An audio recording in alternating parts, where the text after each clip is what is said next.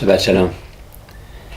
We're in Parshat Mikeitz, and the message we're going to learn today is of Yosef as a wise educator.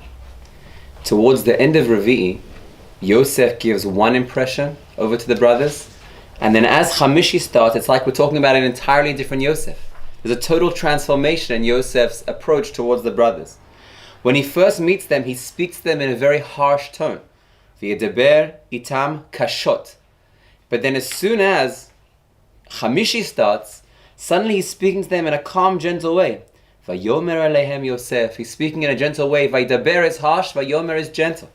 That's point number one. Point number two, where we see that Yosef changes his whole demeanor, is that initially when he accuses them and he's going to put them all in prison, initially he says, Atem he'asru, all of you are going to be put in jail, you're all going to be in prison, and one of you can go and bring the brother. Shilchu mekem echad. That's harsh. Everyone has to stay in prison, only one's able to go. But then he changes it around totally. And he says, you can all go, Atem lechu eviu shever ravon batechem, and one of you will stay here. Only one of you will stay back. He changes his mind. And the third point is just the whole way he approaches them. They come and say, we've come for food. And he says, no, you're spies. And they say, no, Adoni, we've come for food. And he says, no, I know you're spies. They're just saying we need food, and he's accusing them of being spies. As soon as Chamishi starts, he changes around his whole demeanor again. And he says, Atem lechu heviu shever ra'avon batechem. He switches around totally. Now he's caring and loving and saying you need food, take food.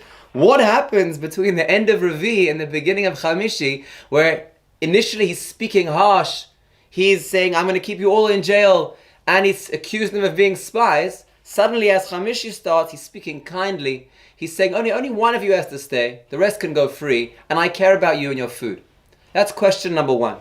And the second question, which is from the Emek Davar, is there's a phrase which seems to be totally out of place.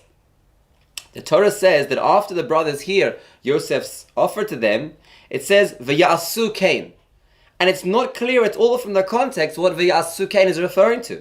It's certainly not referring to V'ya'asu kain that they went back home, because there's a whole discussion that first takes place whilst they're still there amongst themselves, and Yosef goes and cries, and then their bags are packed, and only then they leave. So what is this phrase V'ya'asu kain referring to? What did they do? Yosef's teaching us an important message of how to be a wise educator. Because Yosef has a plan, he has a mission. On the one hand, he wants the brothers to take full responsibility for their actions and to recognize the severity of what they did. He needs to show them how harsh it was, bring them to a place of regret and change their ways. But on the other hand, as an educator, we always have an issue that if we speak harshly and if we try and give over a message, then there's a concern that the student, the Talmud, this child, instead of taking the message to a place of self-reflection, will take the message and just aim all their resentment towards the educator. And then instead of having the positive message of growth and reflection, they'll just be angry and upset, perhaps for many, many years or even decades, towards the educator who they feel mistreated them.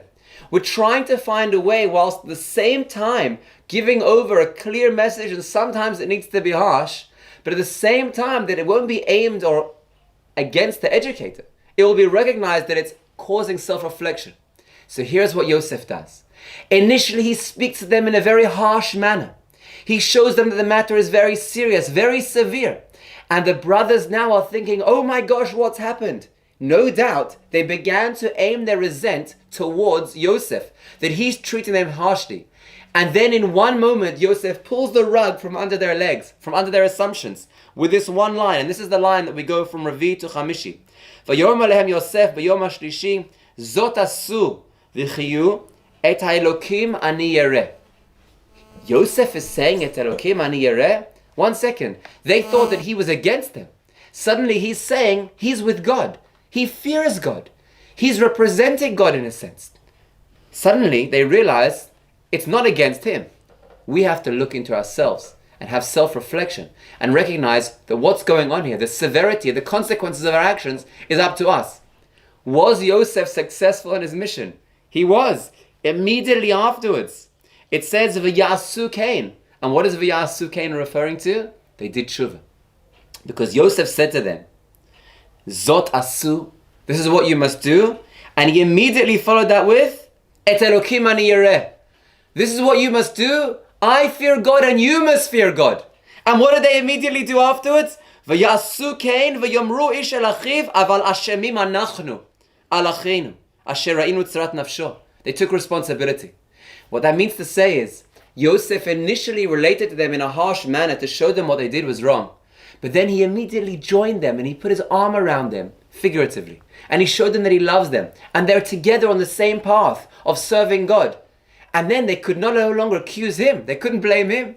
They couldn't aim their resentment towards him because they suddenly see that he fears God and he cares for them, speaking to them in a sweet manner and saying, I'll only do the minimum of holding one brother back.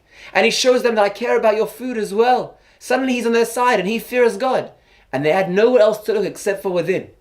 And they took that message and they took responsibility. V'yasu kein, and they did tshuva. We have to follow in Yosef's path and be wise educators. We mustn't be scared to give over messages if they need to be said, to encourage those people to take consequent responsibility for their actions, recognize the consequences that have to be. But at the same time, we never want to act in a harsh manner from us. Chas v'shalom, that a parent or an educator would aim their animosity towards the educator. Chas v'shalom. Rather, it always must be done in a gentle, calm, caring, loving manner. And that way the child will see, I've done something wrong. He'll reflect. He'll look inwards. He'll recognize that Hashem loves him too. And he'll see, how can I grow? How can I rise above it? Like the brothers who said, Ashemim anachnu, and that point they were able to take that next step in repairing the relationship and coming close again to Hashem. Have a wonderful Shabbos.